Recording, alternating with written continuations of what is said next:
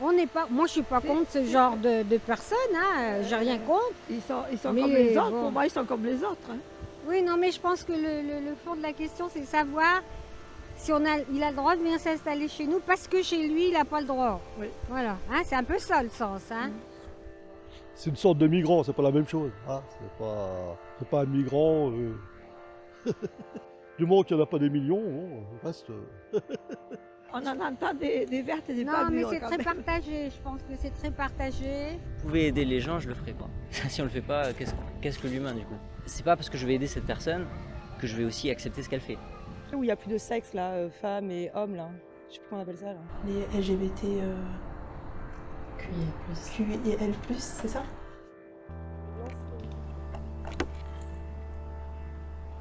Super, merci. Donc, c'est là, Et c'est suffisant à partir du moment, effectivement, c'est une question de vie ou de mort.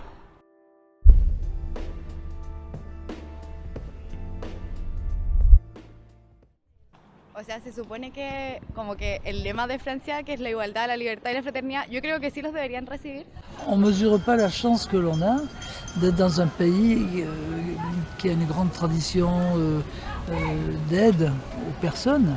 Maintenant, est-ce que la France doit se charger de tout le malheur du monde?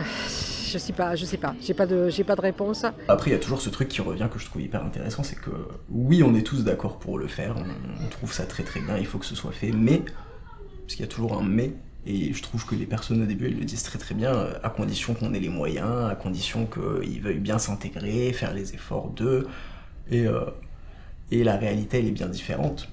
Prioriser, oui, parce que je pense que de toute façon, on ne peut pas subvenir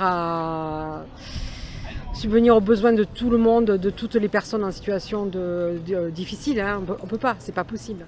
L'intégration. S'ils cherchent à s'intégrer réellement à la culture française, à trouver un travail, à essayer de trouver un logement, qu'ils cherchent à s'intégrer, ce qui est normal, parce qu'on l'accueille, on l'aide, mais en retour, il faut qu'ils servent la France comme chaque citoyen sert la France. Ah putain, c'est chaud. Qu'ils deviennent un bon petit soldat de la République, qui servent la France. Et de plus en plus, tu vois, selon le contexte économique, comment l'image du réfugié, elle s'est travestie en fait. Ça se rapproche du côté fais pas de blanche, déjà tu as de la chance d'être là, tu as de la chance d'avoir des droits, maintenant montre que tu veux travailler, montre que tu sais. Mais l'humanité en elle-même, elle prend pas le dessus quoi. Il faut aussi qu'ils fassent en sorte que chez eux ça évolue. Voilà. Il faut qu'ils se battent pour que ça évolue chez eux. Ou comme la mamie qui dit il faut qu'ils se battent chez eux aussi. Je trouve ça intéressant, c'est vrai. Mais je suis pas sûr qu'ils puissent vraiment se battre chez eux. Tout simplement. T'as habité quelque part, t'es obligé de combattre contre ton pays. C'est-à-dire même si t'es réfugié ici, il faut que tu retournes dans ton pays quand ça va mieux de combattre avec tes idées ou quoi que ce soit. Oui, on peut demander la protection, que ce soit prouvé, attesté et tout ce qui va avec. Mais oui, on est une terre d'asile. Il faudrait des preuves parce que sinon après... Parce que tout le monde peut se rendre victime au final. Tout le monde aura une raison de venir. Puis faire semblant, surtout sur ce sujet, faire semblant, c'est pas compliqué. Après sur ce truc des preuves, je trouve... je pense que la procédure, elle est suffisamment bien faite, que la Convention de Genève, elle est bien pensée, même s'il y a plein de choses qui pourraient être améliorées. Mais en tout cas, sur la procédure, je pense que les choses, elles sont faites pour contrecarrer ça, entre guillemets, les faux récits de vie, les fausses histoires. Après, c'est notre travail. En tout cas, je veux dire, c'est mon travail de croire inconditionnellement la personne ou garder en tête que peut-être il y a une part de vérité qu'on n'a pas, ou il y a un truc qu'elle a omis de nous dire, et du coup, peut-être que son histoire, elle tient pas la route. Moi, je pars du principe qu'ils me disent la vérité. Cette histoire de preuve, ça n'a aucun sens, puisque ça peut tout à fait arriver. Quelqu'un de 13 ans peut s'en rendre compte, mais il ne va pas avoir de preuve de sa vie sexuelle. Et puis après, il y a la question des personnes qui peuvent se sentir différentes, mais qui ne savent pas y mettre les mots. Enfin, c'est des mots qu'ils ont peu entendus, ou alors que par le biais de l'insulte. Et donc, et des fois, le simple fait de le dire, je suis homosexuelle, c'est difficile pour eux de le dire parce que ça a toujours été perçu tellement négativement qu'il y a vraiment le fait de réussir à passer dans mon pays, il fallait tout faire pour le cacher, Et c'était une honte. Et ici, au contraire, il faut un peu tout faire pour le montrer parce que c'est ça qui va faire que tu vas potentiellement avoir le statut de réfugié. Donc, cette difficulté-là, enfin voilà, elle est assez importante. En fait, c'était tout un chemin, tu vois, pour arriver à dire oui, j'aime les femmes ou je suis homosexuelle. Le pays, des fois, d'où tu viens, tu ne peux même pas imaginer ça. Et donc, il y a certaines personnes qui l'envisagent un peu après parce que on parle de cette liberté-là, déjà de réfléchir à, même si ce n'est pas le cas. Tu réfléchis à la potentialité, le fait que c'est possible en fait. Et d'y aller fort et de dire allez, je vais me battre pour ça, cette liberté, ça je trouve ça... Ouais, moi j'ai beaucoup de respect en fait, vraiment pour tout ça quoi. Quand tu as une personne qui est vraiment brisée à l'intérieur, en lien avec son orientation sexuelle ou avec son identité de genre, et comment moi en tant que travailleur social je vais libérer sa parole ou la mettre suffisamment à l'aise dans notre relation. Le premier travail, nous, c'est déjà à montrer que ici on a la liberté que c'est vraiment, okay, que tu c'est seras ok. pas jugé, que... Tu seras jugé, mais en tout cas c'est ok et qu'on va se battre pour ensemble en fait pour que tu puisses être en fait. Et je pense que c'est ça le travail. Et pendant très longtemps, c'était compliqué avec les agents avec lesquels ils passaient les entretiens, à poser des questions qui sont complètement déplacées. Et du coup mettre la personne dans une position que déjà elle doit parler de quelque chose de traumatique qui lui est arrivé, mais en plus dévoiler des détails extrêmement intimes de son intimité affective et sexuelle. Et par exemple là, que ce soit à l'OPFRA ou à la CNDA, petit à petit, je pense que de par les évolutions de la société et du coup les agents qui sont de mieux en mieux formés à ces questions-là,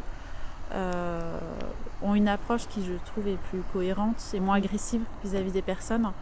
Où on ne leur demande pas une preuve irréfutable, ni moins de donner des détails très intimes, mais plus sur vraiment leur découverte et la construction de leur identité, voilà, leurs premiers émois amoureux, comment ça s'écrit. Enfin, en tout cas, ils partent beaucoup plus sur la partie sentimentale que la partie de faire une obsession sur le côté sexuel de la chose.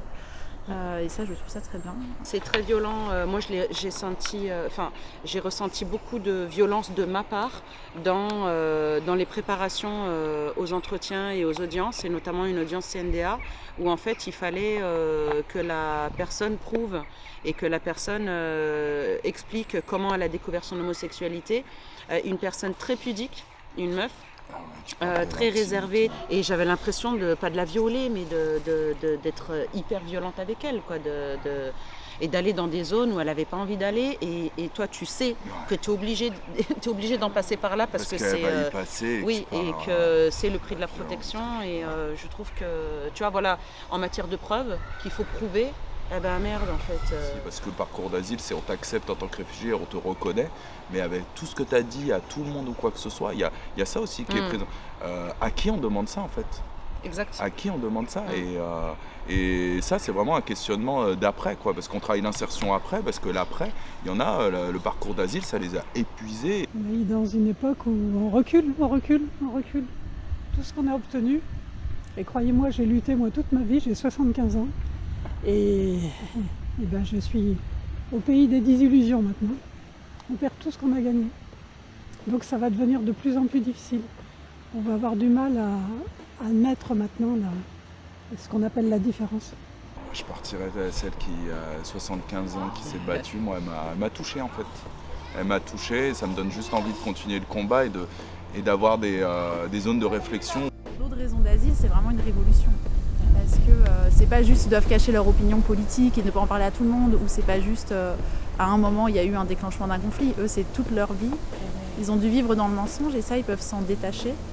Et ça fait vraiment des personnes qui des fois arrivent, n'osent pas dire un mot, enfin voilà, sont dans leur petite coquille et tout ça, ont honte de ce qu'elles sont et du coup ont du mal à parler d'elles. Et en fait, on les voit des fois changer complètement en un an et puis tomber amoureux. Et puis, enfin, donc c'est assez formidable ça.